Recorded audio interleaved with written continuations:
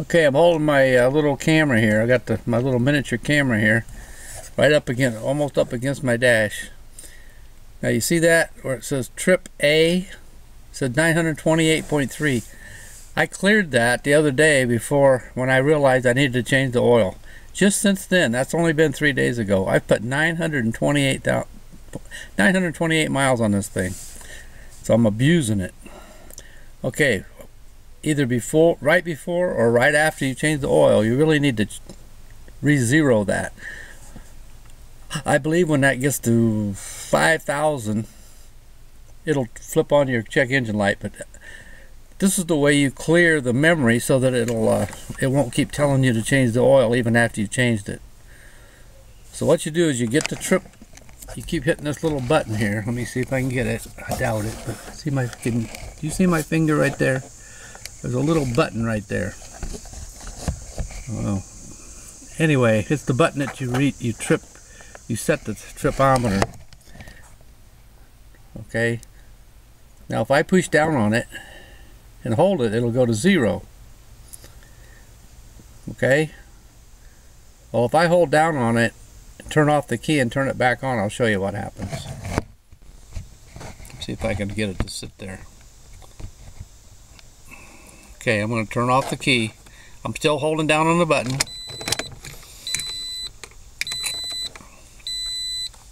Now I'm going to turn the key back on. See those? And it gets the last digit out. It's reset its memory, and it's reset the trip. That's all you got to do. It's hard to find in the book. It's in there, but it's hard for me to find. I even made great big notations in the book to find it. It took me at least an hour to find it. I'm not that great. So anyway, that's how I've already reset it, so now I'm definitely going to change the oil. What I did the other day, resetting it just to get rid of the warning, probably wasn't a good thing to do, but I did it anyway. I can't stand driving around with the warning light on. Okay, I'm releasing the hood.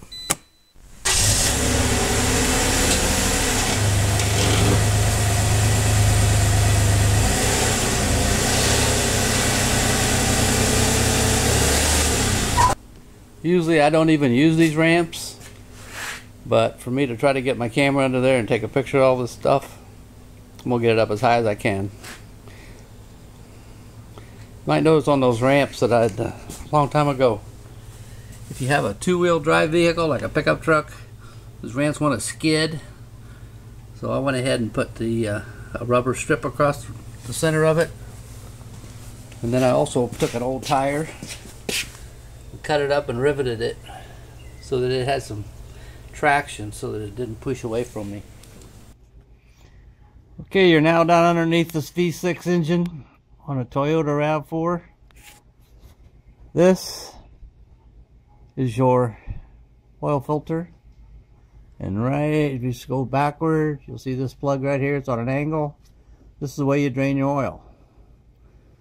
Normally what I do, I take this plug out, I start draining the oil.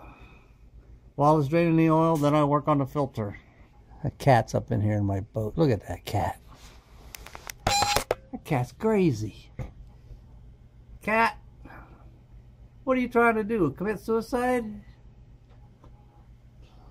Go get a mouse. Okay, so that's what I'm going to go get a wrench and take that off of there. But first I'm going to start draining the oil, which I'm not going to show you. Okay, see how it's made? If I just use a 3/8, it's going to put all the force in here. If I use this, probably the worst that'll happen is I'll break the tool, not the car part. So I'm going to go ahead and take it off. Okay, with the wrench, I went ahead and broke it loose and turned it. It turns hard for a little bit, and then it gets easier. Then you're going to get oil dripping out everywhere. Yeah.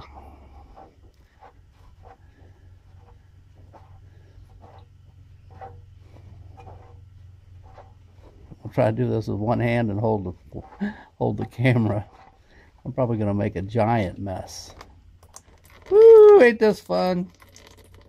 Oh, that extra 20 bucks you saved is really something, ain't it? Oh, yeah, look at that.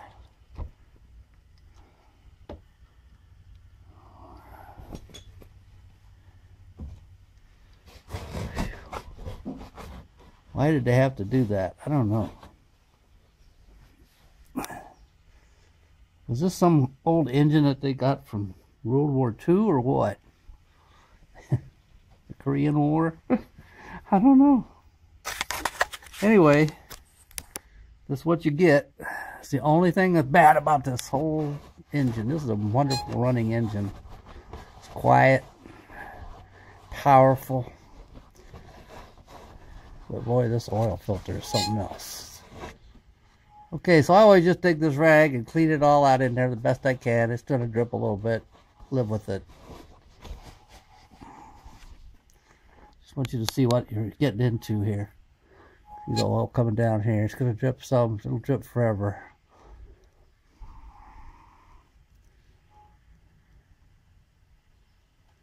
Alright, now I'm going to crawl up under here and show you what the filter looks like. Okay, there it is. Remember, the thing on the bottom is the tool. I'm just going to try and turn it over and let the oil drain out of it. While you're here, take a look at it. Let's take a good look at it. You notice the housing has this O-ring on it. It's a good idea to put a new one on it, the one that came with it. I'm not going to tell you that I do it every time, but I do it. Also notice if you push down on it, this is spring loaded.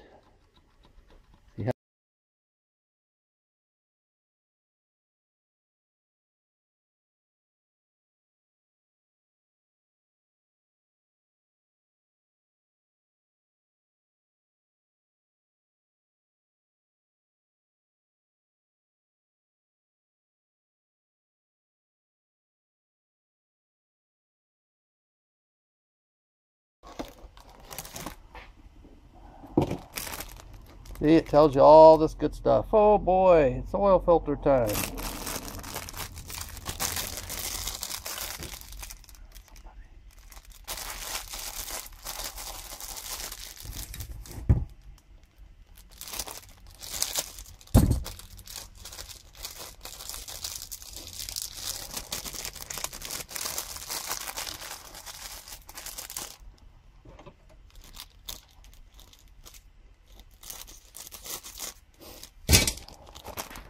Okay, just to get back at the guy that designed this, they forced him to write up a little thing on how to change the filter. There it is, folks. I'm going to show it to you.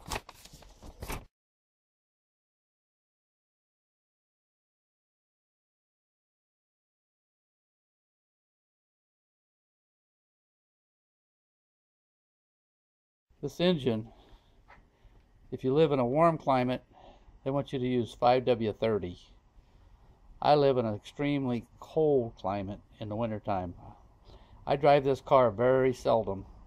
I just looked on here. The last time the oil was changed, the last time it told me to change it, was over a year ago. So this, whatever this oil I put in here, it's going to go through temperatures of 90 degrees, high temperatures, and probably 10 to 15 below zero. I'm going to go ahead and use this 5W20. I want it to start. Okay, now I'm going to restart the car and make sure that the oil light goes out. It'll probably be on because there's no pressure in there. Remember, and it's going to take a few seconds to fill up that container, that filter. Turn on.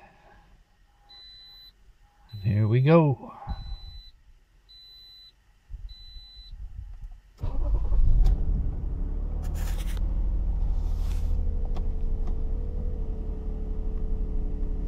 Idiot light said it's okay. Now I'm going to check the odometer. The odometer says there's 75,879 miles. So that means that every 5,000 miles it's going to tell me to change the oil and filter. Yes, both oil and filter. You know how to do it. You know what a pain in the butt it is. Don't do it. Just go ahead and pay somebody to do it. Anyway, I know this is do it yourself, but at least you know how to clear that light. If you get one of those check engine lights, you're driving, say you're in the middle of nowhere, and it's freaking you out like it does me, it's good to know how to change this just for peace of mind. That's the only thing I know in here. I know that you can actually clear without extra equipment with this procedure. Holding it on trip A, holding it down, holding the button down and having it say trip A, turn off the key and turn it back on, and then it'll clear itself. Remember, you got to hold it in while you turn off the engine, and during it's off, and during the time it's off, and also while you turn it back. But you don't have to restart the car. And if you see those little dashes going away, and you can feel pretty darn good about it, that it was just a warning telling you need to change the oil. You can go ahead and finish your trip and then get the oil changed. Alright? You don't need to call a tow truck. Now if you do that and the little dashes go away and you still get the check engine light, now you got a little more problem. Now you're probably going to need to get it into a shop real quickly. That's the point I'm trying to make with this video, so you don't feel quite so helpless.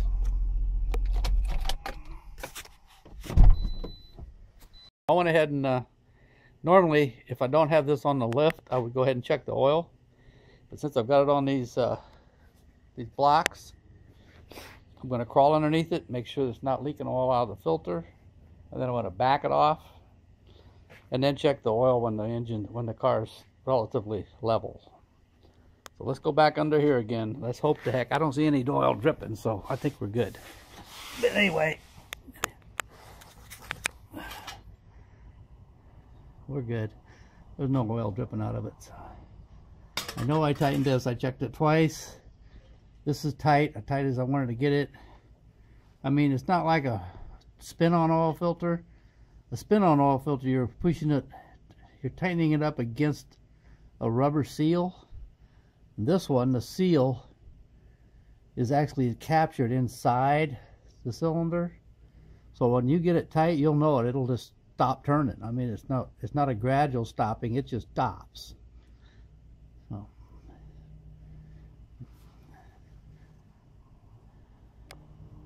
So I'm going to back it off and check the oil and add if I need any more. And I'm good for another 5,000 miles. You know, about 6,000 miles on them. So anyway, here we are. Runs great. I'm going to check the oil, make sure, and I'm done with this for another year probably.